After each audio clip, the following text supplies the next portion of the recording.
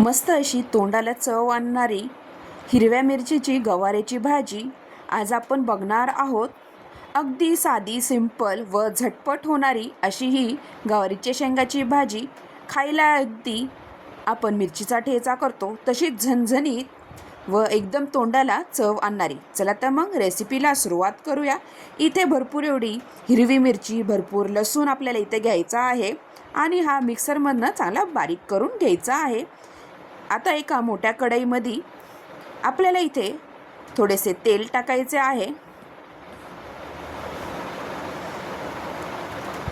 आता इथे तेल चांगले गरम होऊन द्यायचे आहे।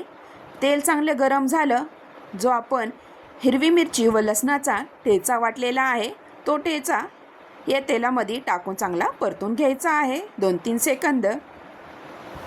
ही मिरची लसणाचा ठेचा चांगला तेलात परतला गेला, आपल्याला यामध्ये निवडलेली धुतलेली चांगली गवार इथे ह्या ठेचामध्ये टाकून द्यायची आहे। मी इथे 1/2 किलो एवढी गवार निवडून धुवून ठेवलेली होती।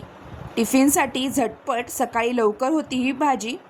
आता ही गवार टाकल्यानंतर चांगले परतून घ्यायचं आहे।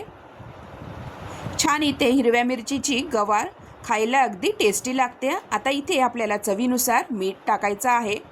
झणझणीत इथे गवार झटपट अशी रेडीही होते आणि इथे पाणी वगैरे आपल्याला टाकायचे नाही। तेलातच इथं गवार आपल्याला चांगली शिजवून घ्यायची आहे।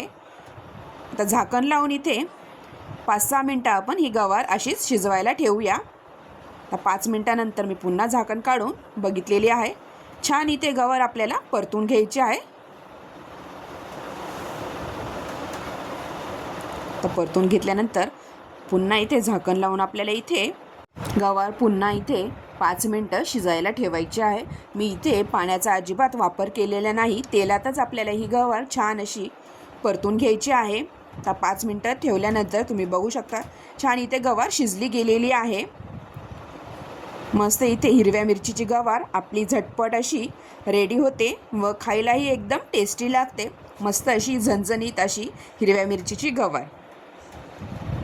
आता 2 मिनटं 2 सेकंद पुन्हा मी ठेवलेली आहे। तुम्ही बघा मस्त इथे आपली गवार रेडी झालेली आहे। अशा प्रकारे तुम्हाला ही रेसिपी कशी वाटली नक्की कमेंटद्वारा कळवा व तुम्हीही अशा प्रकारे हिरव्या मिरचीची लसणाची गवार नक्की ट्राय करा। अगदी तोंडाला चव आणणारी अशी ही हिरव्या मिरचीची गवार खायला एकदम टेस्टी लागते।